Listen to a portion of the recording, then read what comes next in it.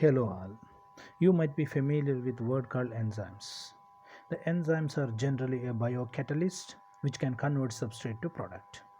And if you see the enzymatic reaction, at the end of each cycle the enzymes are recycled, and so one enzyme can perform many reactions before its death.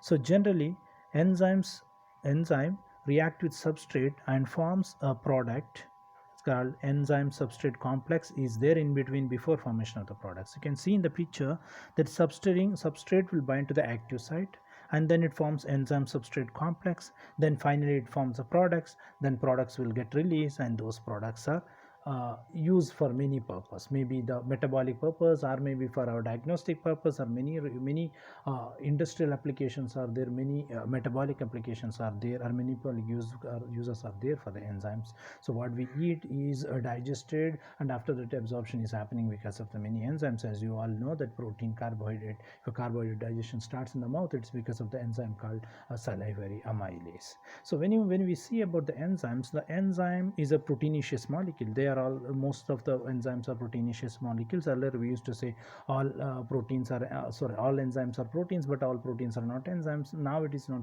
really true, because there are enzymes from RNA category too. So these enzymes, when they react with the substrate, their entire reaction is under the control of many factors.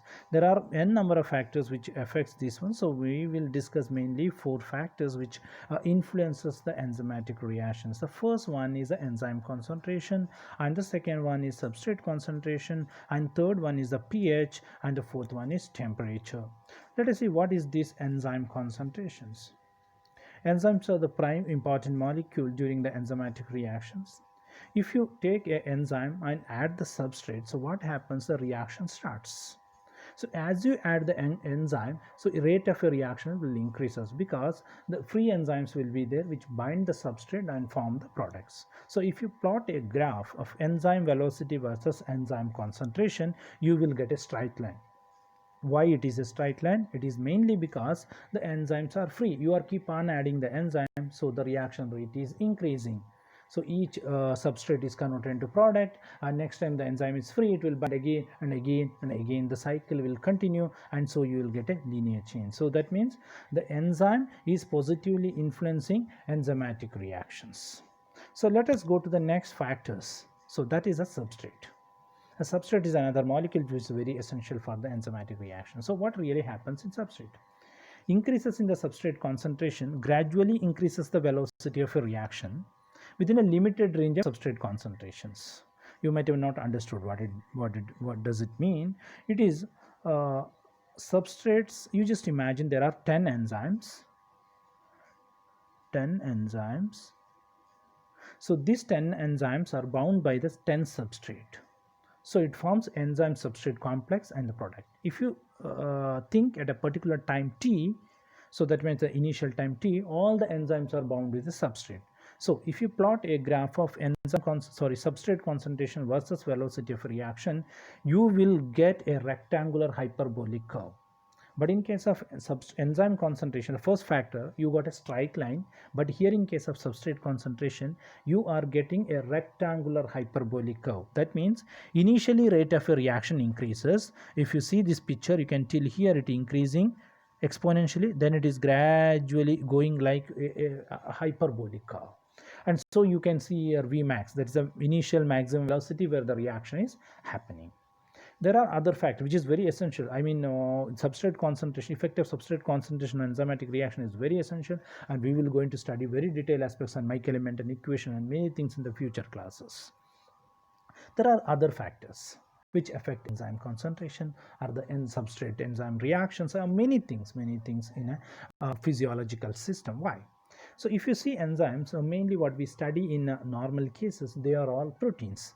So protein is made up of amino acid, so their entire reactions and all controlled by the pH. So you know pH is the hydrogen ion concentration of a particular system. If you see pH will starts from a 1 to 14 scale is there. 7 is neutral. From 1 to 7 is what you call a lower level is called acid, and from 7 to 11 called as alkaline. For example, acid means gastric juice or something. Alkaline means any soda or any acids what you use. I mean the bases what you use. So let us go to the detailed aspects of effect of pH on the enzymatic reactions. See, as you increase the pH, the rate of a reaction will increase. And if you plot enzymatic reaction versus a pH, you will get a bell-shaped curve. You might be thinking, what is this bell-shaped curve? Why you are getting a bell-shaped curve, or why the reaction is increasing at the initial stage of a pH and then why it is decreasing? It is mainly because there is an optimum pH for many, like all the enzymes. So enzyme will perform its maximum reaction at the optimal pH, then it decreases. So for example, if you take acid phosphatase, its optimal pH is 4 to 5. If it is alkaline phosphatase, then it is 10 to 11. Just listen properly. If it is acid phosphatase, it is 4 to 5 pH. If it is alkaline phosphatase, it is 10 to 11. But if you just take example of pepsin, which is there in your stomach, so this is optimum activity is 1 to 2, so low pH is needed. But when you see the curve, I mean, it is a bell shape. It is at the top of the bell, that is the optimal pH. The majority of enzyme, the optimal pH is 6 to 8. 6 to 8 pH, the majority of our body enzymes will perfectly work, and it can convert the maximum substrate into product. So what is happening at the lower pH or the higher pH? So this pH is very essential for the activity of the enzymes. It's because when you increase the pH or decrease the pH, depends upon its optimal pH, the enzyme get inactivated. So because you know about enzymes, that means based on the acidic amino acid or basic amino acid, which will determine the what kind of protein it is. So all those things will play a very significant role. So let us go to the next factor. So there is another factor called temperature. Temperature is also very essential factor which determine the enzymatic reactions. So because in our body the temperature is 37 degree, the majority of enzymes are working in between 35 to 40 degree. That's optimum temperature for the enzyme activity. So, but it is not true in all the cases. There are enzymes which works at 100 degree. For example, Taq polymerase, which is what you call isolated from a sulfur spring bacteria called Thermus aquaticus, which can work at very high temperature. There are psychrophiles which grow at a very low temperature. That means at the Arctic or Antarctic zone. So there are bacteria which will have a very enzymes which works at a very low temperature. So that means there are exception and at both the sides. So there are enzymes which works at very high temperature. There are enzymes which works at very low temperature, but majority of enzyme will work in 35 to 45 degree, 40 degree. Why you might be thinking why the temperature increase is affecting the enzyme activity? It is because it's a protein. If you increase the temperature, it will get denatured. The same thing is happening. You just break the egg and put into a pan and increase the temperature or boil it. So what happens? It will get coagulated. That means the protein, you cannot bring back the egg from that. So that's the same phenomenon is happening here. So when you increase the temperature, so it is losing its native structure and it cannot function as a normal viable enzyme. So if you plot enzyme activity versus temperature, so you will get a bell-shaped curve. So it initially increases, then it reaches its optimum, then it is decreases. So for majority of enzyme, the optimal temperature for its maximum activity is 35 to 40 degree. Thank you.